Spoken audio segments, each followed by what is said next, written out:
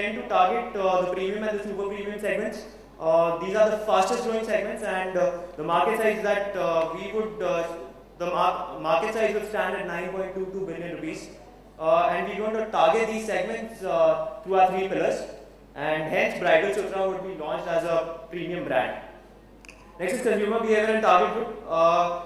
According to us, consumers are going to show high involvement while making the purchase. This is because bridal lingerie again is meant for specific occasions, so they would involve themselves highly while making the purchase.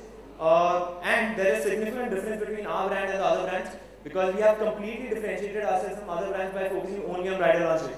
So hence, customers would show a complex buying behavior, and hence the need for customization and consultation. We've identified three target groups: the unmarried girl, the newlywed bride, and men and women who want to give bridal lingerie. Marketing mix, these are the 4 P's. The first one is product and service. Our product, as I said, we're going to offer a wide expanse of products under and accessories. We're going to offer bra straps, for example, and scents and perfumes. Services that would encompass the consultation and customization. Promotion, we are going to use print media, online media, promotional packages, fashion shows, etc. to promote our brand. Price, since it is a premium brand, it will have a twofold motive of upholding the brand value and maintaining competitive advantage. Place, we are going to open up exclusive brand outlets in Mumbai, Delhi and Bangalore. I'll come back to this later. Competitive analysis, many international and national brands have established their footing across established brand outlets and multi-brand outlets, and they could offer tough competition. But no brand has positioned itself as a dedicated bridal lingerie brand. So this in a way would give us a first mover's advantage. And coming down to the product offerings, as I said earlier, no brand is providing the product offerings that should be provided under bridal lingerie. They are limited to bras and panties which have DC work done on them, and hence again we would have a competitive advantage. Next is operations. We are looking at 2 things here. Manufacturing, first we are going to outsource manufacturing in order to gain cost advantage. And we, as I said earlier, we are going to set up exclusive brand outlets. In Mumbai, it will be in Pali Hill, Delhi will be in Horsecars, and Bangalore will be on Brigade Road. Supply chain, the figure that you see in blue is our supply chain. We've encircled retail outlet because that is where we figure in the supply chain, and we would need to maintain backward and forward relationships. The figure below that shows how we are going to engage customers. We're going to take feedback from customers on our designs, on our quality, on our service, and then use that to make our decisions.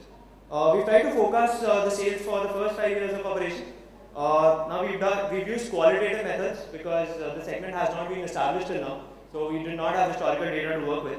So we believe that in the first year we'll have sales of around 4 crores, which will then grow by 50% in the second year, and then by 100% in the third year, and then would smoothen out. Next we have the brand launch. We've divided the brand launch into 3 phases: pre-launch, launch and post-launch. In pre-launch, we would get designers and manufacturers on board, set up the management committee and finalize the location. Under launch, we do the promotional activities, set up the stores, get the startup inventory and get a website running. In post-launch, we will again carry on with the promotional activities. We'll look at other channels of sales like MBOs. We'll explore the option of online selling, and we'll try and expand into other cities. Finally, we have the financials. We expect to break even within the first 2 to 3 years of operations. The Gantt chart that you see shows the milestones that we wish to achieve. We believe that we will be ready and running within 7 months. And finally, the funding. We would require about 9.7 crores as the initial capital. Our startup expenses would stand at 1.06 crores. Our running expenses till the time we break even would stand at 8.64 crores. Sources of funds, we would require 8.5 crores from investors, and we would raise the rest from our side, and we hope investors like our idea and are ready to invest. Thank you.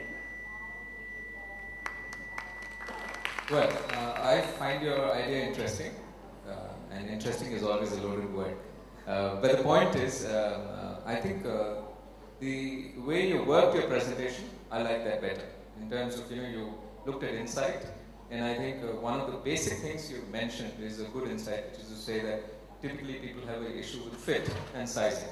And internationally that's the issue, and MNS is possibly the pioneers in this space who set up, fitting specialists within their own stores, exclusive, back of fitting room, POP, etc.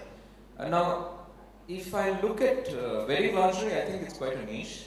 In fact, all the names that you mentioned, of all of them, I can see 2 of those names who actually do this kind of stuff.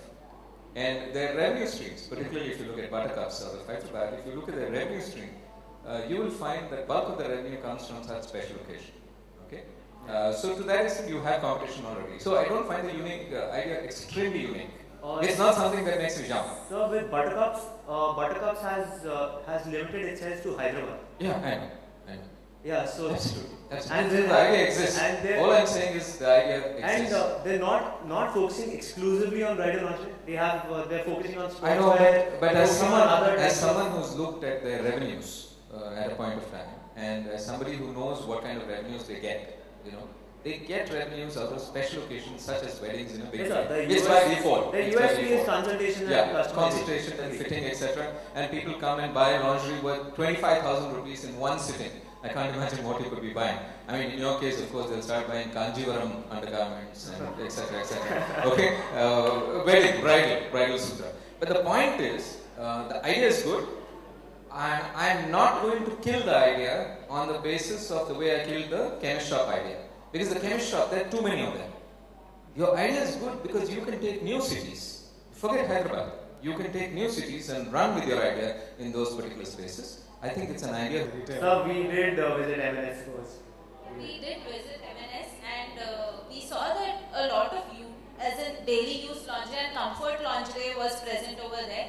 We've taken specifically those people who had lacy lingerie and focused more towards the bridal, which could be like a replacement. Fair point. So clearly we've got an opportunity there. What I would say is, and where I have a bit of a problem with the whole model is 2 things actually.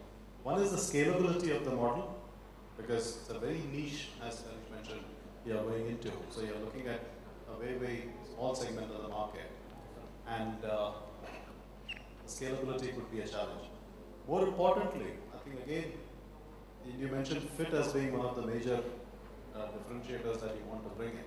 And lingerie is an extremely complex business because along with suits, there are 2 garments which are 3-dimensional garments. One is a suit and one is a bra. And for those 3-dimensional products, getting the fit right can be very difficult. So I think, again, from a sourcing, you conveniently said you will outsource it, but nobody will be willing to make 3 bras and 4 bras for you because of the complexity involved. So we'd spoken with a manufacturer. He was a manufacturer cum designer, and we'd asked him this question: if a company, if a brand wants you to deliver just about 2 or 3 pieces, would you do it? He said no, but then it depends completely on relationships. If you can provide, because we are completely going to focus on, customization in a big way. So our orders are going to be heavy, and customization becomes important during the seasonal season, during the seasonal peaks, that is the wedding season. So during that time, we are going to get a lot of orders through our customization service, and then we could pack them together and then give it to manufacturers.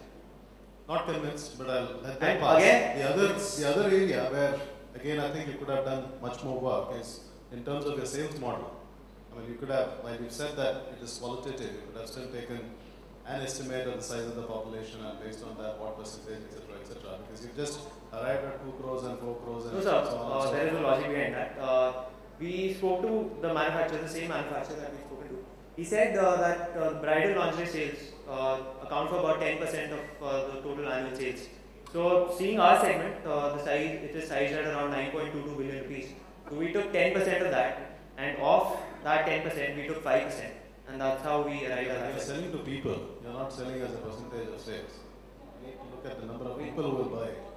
Yeah, so we figure that it will be around 27,000 units in the first.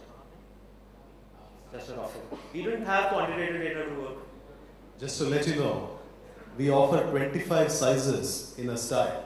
So if you divide 27,000 by 25, and then if you have 5 colors, your economic model just does not work. It's a niche. In such niche categories, freshness of product is important, and whatever is not sold, because you're bringing a new design, what is not sold can become a problem. So did you guys think about unsold inventory? What will you do with it, and how will you liquidate that? Actually, we do not give this a thought, but we're looking at orders that we could get through customization. So once a customer places an order, we go and manufacture that piece for our customer. So most of our sales would probably happen through the customization channel because customers would want to involve themselves when they're making the purchase of bridal lingerie. Yeah, and we are very closely involved with the customer. We are engaging the customer for their purchases. So that way we understand the market up to date. So that way we hope we'll not have so much inventory and overweight products. You know, in fashion industry we say that you make money not from what you sell, but from what you not sell, because actually that word actually loses. So just to make you conscious of that fact that, you know, stock liquidation, unsold inventory, very, very important in this business model. But you know, I'm still interested in your idea, and what excites me about the idea is the fact that, you know, 20 years from now, once you start running your store, if you start running, 20 years from now, you know, women have this habit of saying, "This is my bridal sari." You know what I mean. But if you achieve that, I think you made it. Okay? Good one. Thank you.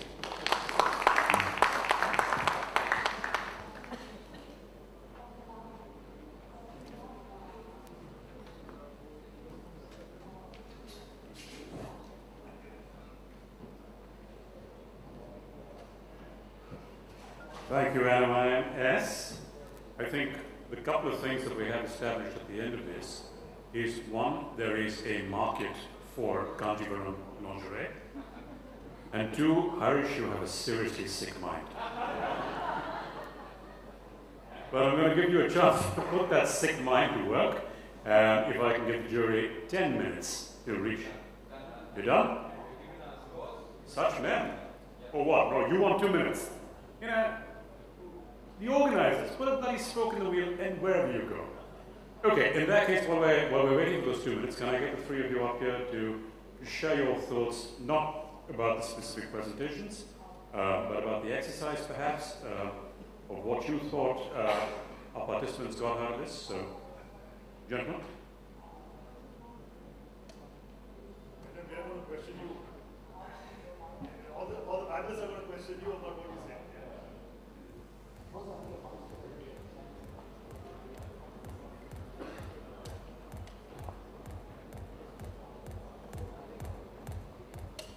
Well, first of all, I must say that I must compliment all the three teams who actually put together great ideas. Some of them are pedestrian, some of them are exciting, some of them are very, very innovative. So I think whatever it is, I do believe you put in good work and you have actually traced how a brand is actually created, how a retail brand is created, and how it can be taken ahead. My second set of compliments must go to this guy called Jayant Kochar and his team. I think, you know, this is a very innovative contest to be run. It's a great way of bringing together into the market, you know, the future retail guys, because you guys are going to be in retail in the future, and I think at IRF these guys have put together this format where they've gone to a large number of business schools and got people to participate. So I think it's great stuff. We need this kind of interaction, we need this kind of a bridge between the campus and the industry, and I'm sure you're able to showcase your ideas very well as you go ahead. Ideas per se, I think, you know, ideas will come and go. It's extremely important for B school students to really jump out of theoretical formats as far as possible. The theoretical format is the least important in this entire exercise, because each one of you has the same advantage, each one of you studies from the same sets of books, each one of you has excellent professors who actually teach you the best of stuff. But it's that individual idea which can actually jump out of the box, which can actually create businesses. I would say of all the three teams out here, if any of you feel passionately about your ideas, you'll actually run with it. Never mind what the idiot jury guys had to tell you, okay? And essentially, you know, if the chemist shop idea excites you, proof is in the merit of actually running it, feeling the pinch of what it takes to run a business, and then, you know, saying that, hey, I have arrived. Believe it or not, as all of us know, businesses are not so easy. They don't look so hunky-dory. All those 5-year plans and projections don't look as straight line and as nice as they look on paper out here. Life is different out here. It's difficult out here. You must jump in and only then experience it. And finally, I want to tell Anish that it takes a sick mind to recognize another sick mind. Twisting.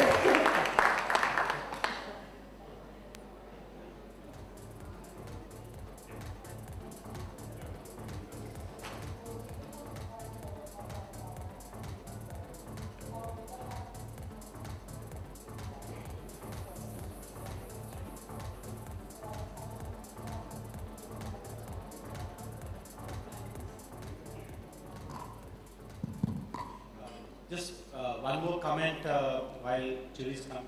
I would have preferred if the three teams, there was a lot more participation from the other two members. I saw it's like one person, handling all the questions and speaking. I think from an energy point of view also it doesn't make sense. There are three members. I think all three should sort of fight the case, take the questions, and in real world, in a real company, I think everybody would be fighting with their, let's say use the word bosses to defend.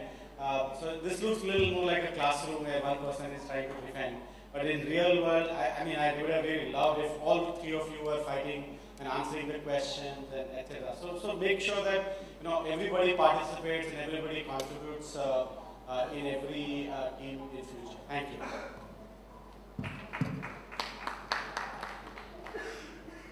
Okay, now we're down to crux of the evening. I have been asked to put in a commercial announcement before we announce the winners that the entire competition was sponsored by Tommy Hilfiger.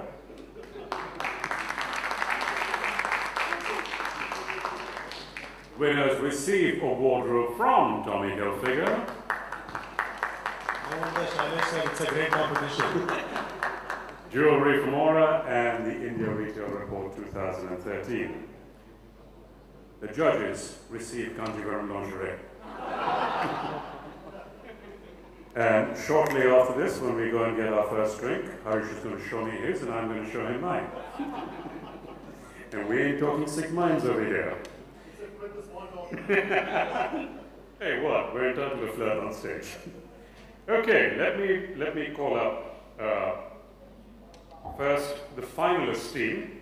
And Venu, could I get you to give out the award?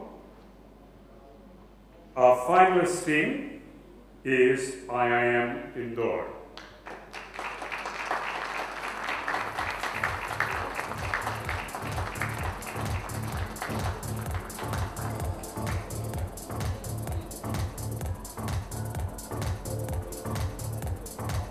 Oh, good point. Oh, just shake their hands and send them off, for God's sake.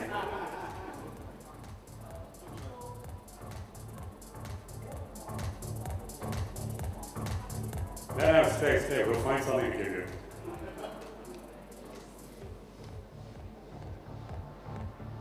Did you guys fill out these? You could win.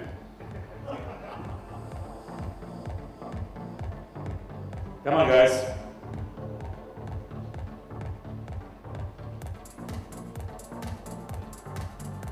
You want to make a speech thanking your mother or anything like that while we're waiting? Please feel free. Go ahead. Well, here we are.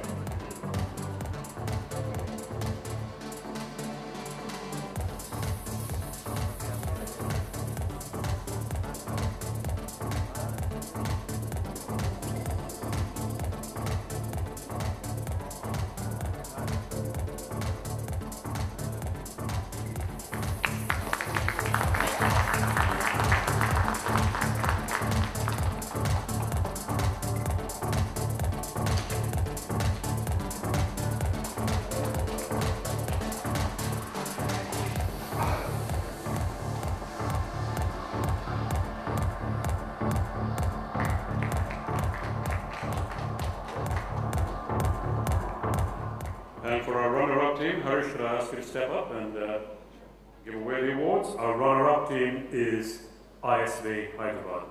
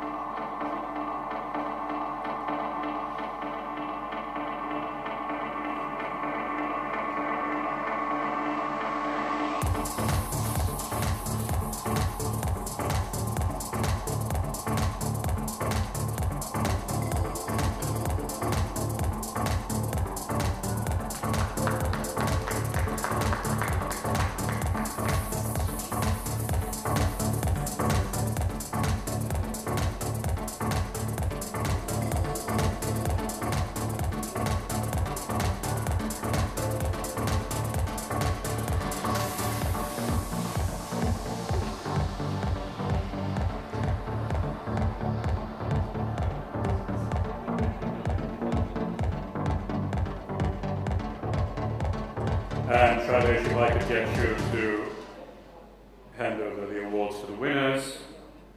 NMI MS.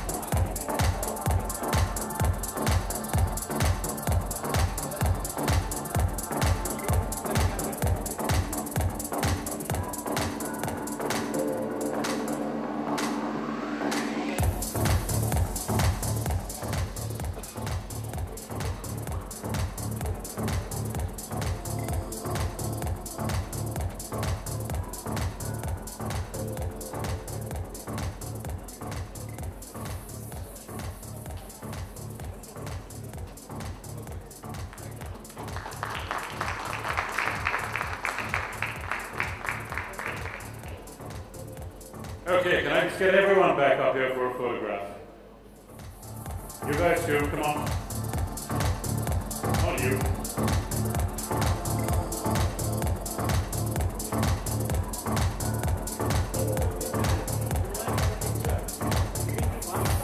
And could I get Nakul and Bhavya up forward as well, please?